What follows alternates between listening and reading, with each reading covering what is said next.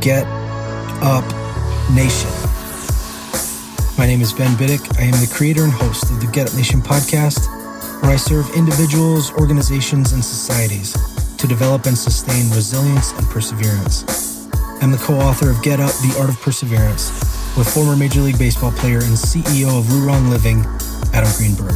The Get Up Nation podcast is brought to you in partnership with GotYourSixCoffee.com, where Navy veteran Eric Hadley is committed to serving first responders, veterans, and their families through a variety of nonprofit organizations. No stranger to adversity, Eric has fused necessity of coffee with his passion for public service. You're already purchasing coffee. Why not empower your coffee with purpose? Why not purchase coffee that not only has your six, but also has the backs of those who don a uniform of service for our communities and great country? Learn more about Eric and his freshly roasted, award-winning coffee at GotYourSixCoffee.com. Welcome to this episode of the Get Up Nation podcast. Recently, I had the honor and privilege of speaking with Vick Tipnes. Vick is the founder and CEO of Blackstone Medical Services, a national provider for home sleep testing. Today, this company has over 30 employees and makes multi-millions in revenue every year. Blackstone Medical Services does business in more than 38 states, is contracted with over 17 million lives via various insurance providers, and provides a level of service to outpatients, physicians, and insurance providers that is unmatched. It wasn't always this way. In 2012, at the age of 35, with no job, no college degree, no parents, no business training, a personal life in chaos, and only $78 in the bank, Vick refused to give up on his dream. He refused to make excuses and launched his business from his kitchen table. Over the next 5 years, he expanded daily until it became the largest company of its type in the United States. Today, Vick shares with Get Up Nation his insights into the resilient mindset that helps people rebuild, create, or expand a business. Vick, welcome to Get Up Nation. Thanks, Ben. Thanks for having me on your show, man. Absolutely. We're going to get here into your insights into success today, but it's important for people to understand what things were like for you before the age of 35. Will you share some about your life and what life was like growing up and as a young man? Sure. So, I think like every entrepreneur, you always start out with these dreams. Some, they're at adolescent age, some in teenager age. For me, I knew pretty much the age of 9 that I wanted to be an entrepreneur.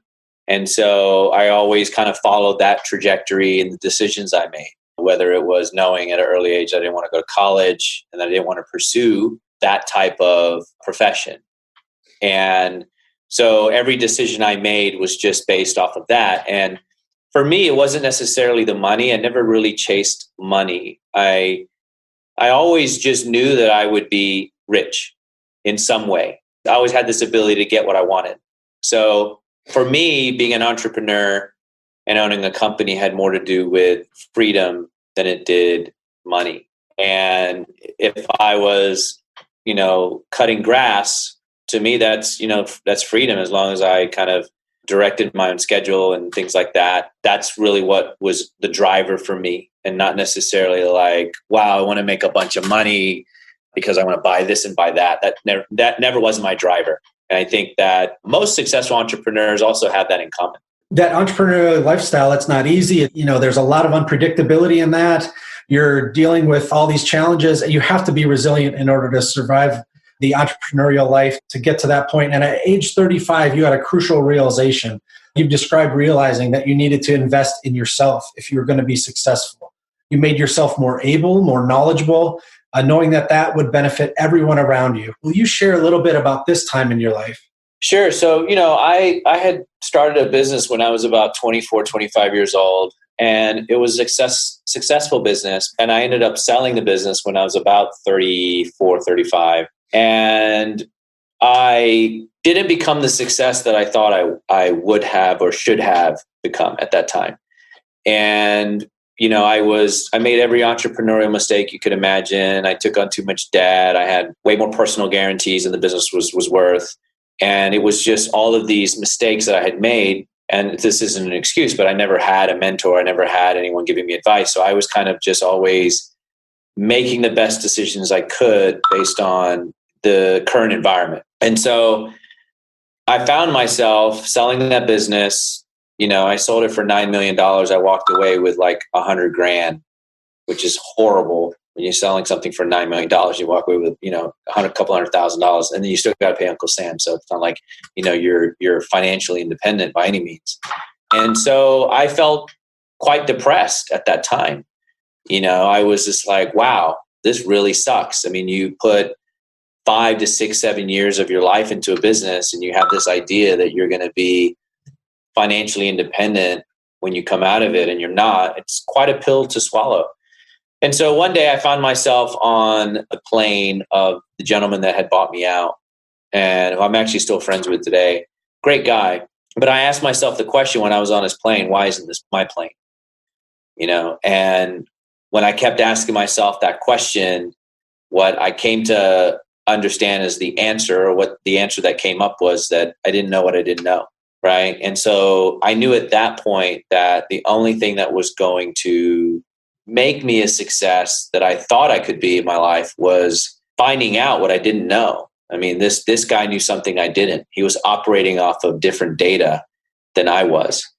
And so that created kind of my journey into just self-discovery and understanding more about who I was and what was the correct data, what was the best way to set up businesses, what was the best way to operate and handle people and communicate and all these types of things. So, that created a whole shift in my life. And that was really the turning point where I was like, okay, you know what? I can actually do it, but I've got to apply the correct formula to certain things. And so that was the big change that I had. And that really kind of just steered me in the right direction. I see. And one of the things you've talked about that's so crucial to success is consistency. Will you share a little bit about that process as you started to do daily, a consistent action to create this kind of success? Will you talk about the importance and significance of consistency?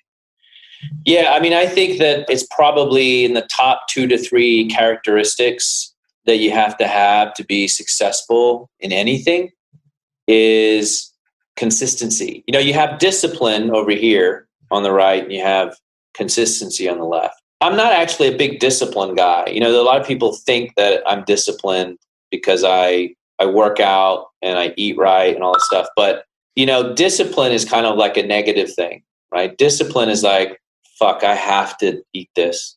And I got to get up in the morning, and I got to work out, and I got to make these calls, and I got to do blah, right? It's not sustainable, right? We all know people that are like, hey, I want to start doing this, and they do it for 90 days and then boom, right? Yep. So I never wanted to fall into that trap. To me, that's kind of a trap. So what I like to do is I like to say, okay, what's the lifestyle and what's the consistency of being an entrepreneur, right? So, I have a certain way that I eat, and I have a certain way that I live, and a certain way that I do things. And I do those things that are sustainable. I don't do anything that's not sustainable. And that's usually one of the first things I ask myself is it sustainable? Once I know it's sustainable, man, I'm like, I'm so like consistent. It's not even funny. And yes, of course you have to be persistent as an entrepreneur. And I'm super persistent. You have to cut off all my limbs for me to, even then I'd be hopping along, or I'd get an Uber, but I'd get there. Right. But the consistency is what's important. I'll tell you a quick story. When I started Blackstone and I hired my first 2 sales reps, I met with them every single morning at Panera Bread at 8:30 every morning for 3 years. I'm talking about every morning. Wow. Okay. Why did I do that? I did that because I knew that, number one, I had to maximize every single day. And I didn't have the luxury of having people around me that I was paying, because I had a business that was still losing money. So I was barely paying myself. I mean, 5 years ago today, and I was actually telling somebody this story this morning, 5 years ago today, I had $100 to my name, 5 years ago. And I remember driving off an exit, crying in my car because I had no money. And, it's when you're by yourself and you have no money, it's different. When you're responsible for a company and you can barely pay the people that work for you because you're just hoping and pushing that it just gets better, but you can't even pay yourself, that's the worst. So that was 5 years ago, right? And so I didn't have the luxury of procrastinating and waiting. So, I met with them every single morning at 8:30, and it would be maybe sometimes a 5-minute, 10-minute meeting. Sometimes it'd be a 20-minute meeting, but it just showed that it showed that I was there. It showed that I was committed. I wasn't just some guy that started a company that now hired a couple of sales reps and now I'm just going to let them do their thing. I was all in, and I showed that through consistent action. And that wasn't discipline. It wasn't like, oh my God, I got to get up and meet. No, it was like, it's just what it is. It's the lifestyle of being an entrepreneur and being consistent. Part of this that you've kind of hinted at a few of these elements of the mindset that you've created that has given you such success. Will you talk a little bit about how people who are starting a business can make sure that they prevent procrastination? What is it? Is it desperation? Is it the drive for success? How can people crush that procrastination as they're starting? Well, I think another way to look at that is I always, when I talk to people, I always talk about thinking bigger, right? Because thinking bigger is going to eliminate procrastination. Like if you want to buy a plane, you don't have the luxury to procrastinate. Right. If I want to be more successful than Joe Blow, well, I'm not going to be able to work less than Joe Blow, and I tell people that, and I'm like, dude, I work harder than you and I don't have to. And then they're like, oh yeah, you're right. And so, but the only reason that I don't procrastinate is because I got a bigger goal, right? My goals are really big, and I take on that responsibility to say, okay, how much wealth can I create? Can I create 5 generations of wealth? Well, if you start thinking about 5 generations of wealth, do you really feel like procrastinating? No. I mean, if you start thinking with, hey, I just need to take care of myself. Okay, well, how much money do you need to take care of yourself? Not that much. You start thinking about 5 generations, your wife's family, your wife's family's family, their kids, their colleges, their dreams, funding for their dreams and hopes and all this other stuff. All of a sudden you don't feel like sitting at home eating Cheetos and saying, hey, I'll wait until tomorrow to do blah. Because now you're racing against time. So I think what tends to happen is people are asking the wrong question. It's like, if somebody says, hey, I procrastinate, well then, dude, you just either you're just lazy or your goals aren't big enough. Mm-hmm. And how satisfying is that when you do have a successful transaction or you do, add a client to your business or whatever it is, you have more than just a financial satisfaction. You think of your grandchild, thriving. You have that satisfaction of knowing that every effort that you're putting in is contributing to the lives of people who are not even born yet. And that's exciting. That's motivating. That's bigger than just living for yourself or having those low goals. To think about improving the lives of people who aren't even born yet, that's amazing. Yeah, I agree. It's a bigger game. Yeah. How do people find that for themselves? Like, do they just focus on, that big picture thing? Do they find something that makes them angry that they want to fix? Is it something they find that's interesting that they want to spend their whole life doing? What are some of the ways that you've seen people find or engage into that idea of something that's big enough to motivate them to get up and get after it? I mean, I think it's personal for everyone. It's not necessarily money related. I don't think success is determined by how much money you have. Mm-hmm. I think success is determined by many factors, right? Mm-hmm. It may be a great marriage, great friends, great involvement with community, the way you contribute to society. So there's a lot of ways. I mean, I know a lot of people that have money and they're just assholes. Yeah. And they have a horrible marriage and they have shitty friends and they drink and do drugs. Yeah. That guy's successful? I don't think so. Right. So I think that, it's personal for everyone. I think the individual has to really find out what are they excited about doing? Like, I love what I do. I really do. It's not work for me. Some people are like, oh, you need a vacation. I'm like, no, dude, I don't need a fucking vacation. Like, maybe you do because you don't like what you do, but I love what I do. Mm-hmm. I love the people I work with. I love the space that we're in. I wake up every day. So, I hate fucking Friday. I really do. Wow. Because I'm like, fuck, it's going to slow down, and I enjoy my weekends, but Sunday, I'm like, I'm ready for Monday. I think if you're not ready for Monday, then that's probably an indication that you're in the wrong field or sector or whatever. Truly. Yeah. Let's talk a little bit about COVID-19 and the challenges that have happened here recently. You talk about having a bulletproof business that's resilient enough, to handle all of these challenges that could come your way. Before September 11th, the world was completely different. It was September 10th. And, when those attacks happened the next day, the world was different. Here recently, we're dealing with a global pandemic. So to have a resilient mindset is essential. How can you create a business that's bulletproof to all of the unknowns and uncertainties in life? So, this is another point that I talk about is this specific, is about being bulletproof. And what bulletproof essentially means is getting yourself into a position that nothing really can affect you. It means that there's no lawsuit, there's no market change, there's no internal fight, external fight, there's no change of presidency, there's no change of nothing that's going to destroy you. Now, you may have bumps in the road, and that's fine, but bumps in the road don't put you out of business and completely change the trajectory of your life. I think anybody that starts out in a business needs to think with that. Like, how do I get big enough in the field that I'm in to where if I get a lawsuit, I have a bad month or two, and I'm basically being attacked, can I survive? And if you can't, then you're not bulletproof. And most businesses and most people are just walking around with a layer of, saran wrap because they're not bulletproof. I have just always thought with that, like, how big can I get to where nothing can really fuck with me? If somebody threatens a lawsuit, I don't care. I'm like, okay, great. Seriously, I don't really care. Right. Mm-hmm. Because I'm like, okay, I know that I run an ethical business. You know what? We'll get it handled. It doesn't change my lifestyle. It doesn't change what I do, that we're growing, that we're opening offices in South America. It doesn't change any of that stuff.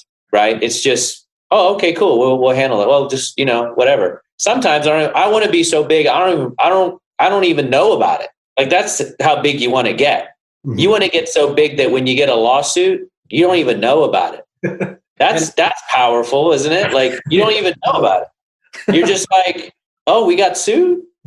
Yeah, we got sued, but it's getting handled. Oh, okay, cool. What's next? Yeah, that's bulletproof. Yeah. One thing that you've talked about is setting your goals into a much more abundant mindset than just one target. So, for instance, you've said, okay, you're considering buy a house. Well, why don't you expand that a little bit to think of, well, what do I need to do to buy two? We talk about that overproducing type mentality as you're pursuing entrepreneurial goals. Yeah, this kind of goes back to even the very beginning of, setting your goals where, you don't procrastinate because there's so much to do. Mm-hmm. Right. So it really is a bit of a mental gymnastics when you start to think with abundance and you start to think with, okay, I want to buy a house. What if I buy two houses? What if I think with buying two houses? Or what do I think with an abundance of whatever it may be, right? That all goes back to this kind of bulletproof abundance mindset. Mm-hmm. If you're just thinking small, well, that's what you're going to get. It's just really what you're going to get. You're not going to get anything bigger than that. It's the reason why a shark grows to the size of its environment, right? If you put a shark in a tank, it'll stay that size. Mm. Right. So if you get a big tank, the shark will actually get bigger. Right. Well, the mind is the same way, and that's probably one of the biggest things that I wish I could have changed for myself. I wish, 5-10 years ago, I was thinking way bigger than I was. I really didn't start thinking bigger until probably a couple of years ago that I really started thinking with just big, like big. Mm-hmm. For other people who are starting to think big for themselves, for other people who hear this message and they look around at COVID-19, they're stuck in their house, there's social distancing, they may have dissatisfaction with their work or their environment or their situation. As they start to think about going big, is now a good time to start a business? What's your opinion on how people can use COVID-19 to their advantage? Yeah, I think the way people can use it to advantage is, look, if you were affected by it, take it as a lesson to make sure that the next time something like that happens, you're not affected by it. That's the key. Starting a business, yeah, it's a great time to start a business if you're an entrepreneur. not everyone's an entrepreneur. And I don't think everybody should start a business. I think a lot of people ruin their entire family savings because they just started a business and they had no business starting a business. But I think that, people should learn from this. I mean, I think every type of situation we've gone through in our history, we've had to learn from it. We've learned from it. We've become smarter and better at what we do. And if something like this were ever happen again, we'll be even better prepared for it. And we actually were prepared for it, so I think that people need to learn from, hey, this isn't Joe Blow's fault. This isn't, if whatever situation you're in, it just isn't everyone else's fault. That's the part of that abundance, bulletproof mentality. If I lose my business because of a lawsuit, or I lose my business because of COVID-19, business was big enough. I should have worked harder back then. That's the reality. I mean, I could blame everybody else. I can get on the bandwagon and blame the president like everybody else does, but it's just an excuse.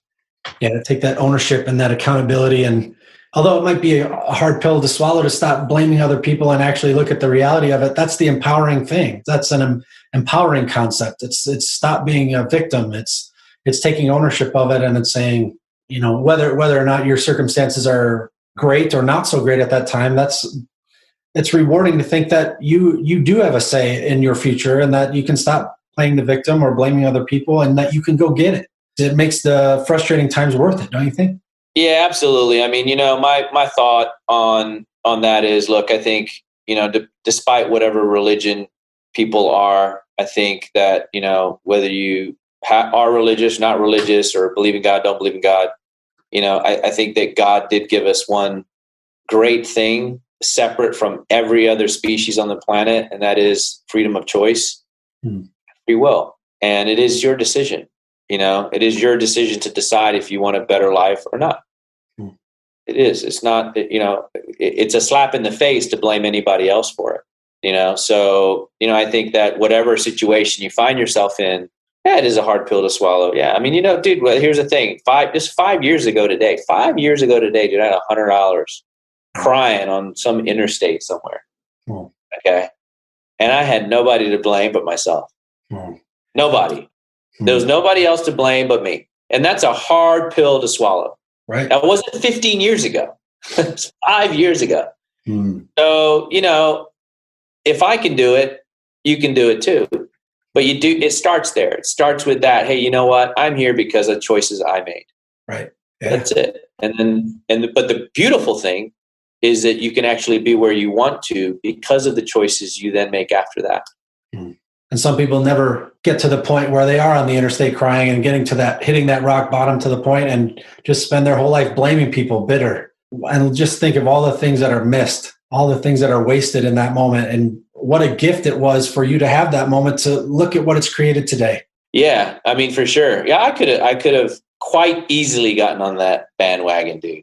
It would have been very easy for me to be like, sure. Or blame, I could create a list in my head, like, okay, I'm going to start blaming this, and it was my dad, and it was this, and it was that, and it was because of my brothers, and it was this. My dog had a thing in it, there's a lot of people, man, a lot of people that I could have blamed, but I didn't, and I